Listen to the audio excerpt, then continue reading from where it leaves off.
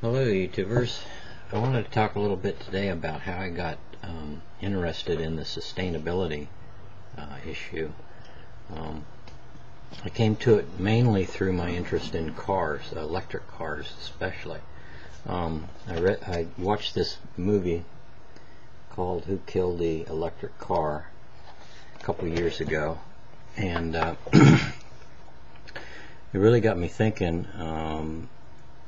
And more than just that, it got me really mad, actually. And it's a bit controversial. You can get it probably in any Blockbuster, even online, or Blockbuster, Netflix, or wherever. But it talks about back of the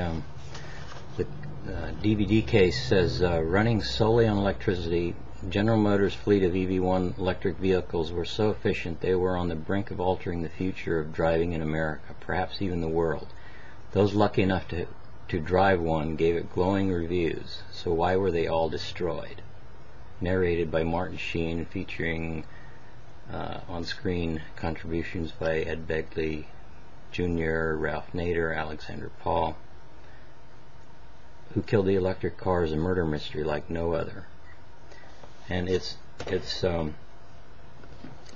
really provocative because it gives you a good idea of where our car industry is in the world today. In September of 1990, CARB, which is California Air Resources Board, declared that if auto companies wanted to do business in state, they would have to produce zero-emission vehicles to the tune of 2% of California sales by 1998, increasing to 5% by 2001 and 10% by 2003. Well, all the car companies got on board and went to court and sued to get this stopped, which is, it's utterly ridiculous because the technology is here now. There has to be, there doesn't need to be any R&D on this. All they have to do is produce it, and yet they refuse to do that. Now, GM does, in all fairness, have a car called the Volt on the drawing boards, which they keep pushing back farther and farther until now. Latest I've heard, I think it was like 2011, they might get it out to market. Don't hold your breath, but maybe. But the book I read after that was Plug-in Hybrids by Sherry Boshert, which is the movie talks about the electric car, which is just an electric car, but it's kind of impractical because the range is only 40 or 50 miles. Even with the new batteries, the nickel metal hydride, or the newer technologies, they only go 60, 70 miles. But the plug-in hybrid will, it'll go that far, plus you have a small internal combustion engine or diesel to extend your range. Most people, probably 80 or 90% of the people in this country, would be well within that range most of the time, like 80 or 90% of the time. I know I certainly would, and just about everybody I know would be well within that range. So I mean, you could go, practically years without even buying gas. But of course, that's what the car companies are afraid of, and the oil companies.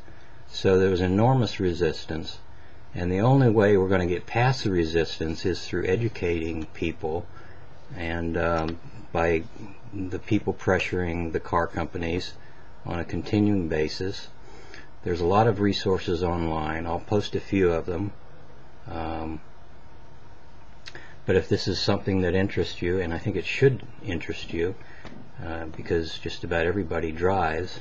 I mean, I've dreamed of living in a village-like setting like Greatex, where he doesn't have to have a car. He can walk or ride his bike to work or to the market. I've dreamed about that many times, but it's just not a practical reality in my life right now. And I think most people's lives, here, at least here in America, where distances are so great between work and home and the market. Plus, we like to get out and drive. So, but the plug-in hybrid, the beauty of it is that you can plug it in overnight when the electricity rates are low, and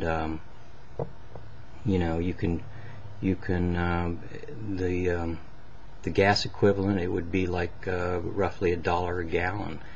Obviously, not just the car companies that are at fault here; it's our government. They subsidize car and oil companies to the tune of hundreds of billions a year, at least worldwide. And they subsidize solar, wind, and hydro, geothermal. All this type of renewable resources is a drop in the bucket, a few millions at the most. And that's changing a little bit, but it's changing very slowly. And so we as consumers need to pressure our congressmen, get involved in any way we can to keep this momentum going. It's very important for the future of this planet, and it's one of the most important things I think we can do to further the sustainability movement.